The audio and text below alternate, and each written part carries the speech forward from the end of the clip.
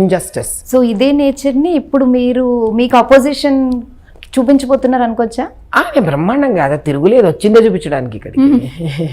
Okay, అంటే 40 ఏళ్ల నుంచి గెలుచుకుంటూ వస్తున్నారు.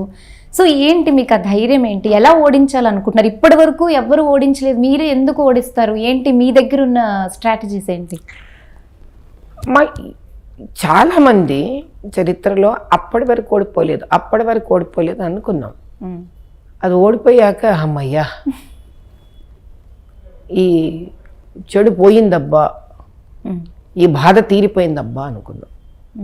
ఇప్పుడు మీరు అలా చూస్తే బ్రిటిష్ సామ్రాజ్యాన్ని ఎప్పుడైనా వాళ్ళు వదిలి వెళ్ళిపోయి మనకు స్వాతంత్రం ఇస్తామని ఎవరైనా అనుకుని ఉంటారా? కానీ పోరాడేవాడు ఎందుకు పోరాడతాడు? నేను తెచ్చే వరకు నిద్రపోను, దేశానికి స్వాతంత్రం ఇచ్చే వరకు నిద్రపోను అని పోరాడేవాడికి తెలుస్తుంది. ఇంకా ఎవరికి తెలుస్తుందండి? తన మీద తానుకు ఆశ చచ్చిపోయిన వాడికి. ఎందుకంటే ఈ పర్టికులర్ కాన్స్టిట్యువెన్సీ ఇది పొలిటికల్ కాన్స్టిట్యువెన్సీ కాదు. ఇది మనందరం తెలుసుకోవాల్సిన ఒక విషయం ఉంది. మిగతా 17లో 16 అన్ని పొలిటికల్ కాన్స్టిట్యువెన్సీస్. ఈ కాన్స్టిట్యువెన్సీ పాలిటిక్స్కి సంబంధించిన కాన్స్టిట్యువెన్సీ కాదు. దీన్ని మన దృక్పథంతో చూడకూడదు. ఇది న్యాయం కోసం పోరాడే ఒక స్వాతంత్ర పోరాటం. ఇది ఇక్కడ ఎవరి స్వాతంత్రం? అటుపక్కన ముస్లింలలో స్త్రీ పోరాటం, స్త్రీ స్వాతంత్రం.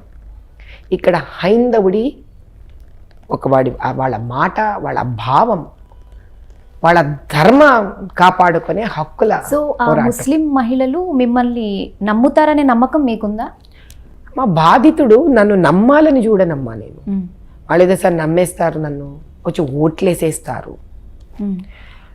బయటికి వచ్చి ఒక ముస్లిం స్త్రీ ధైర్యంగా ఓటు వేసే పరిస్థితిని నేను కల్పించాలి అక్కడ.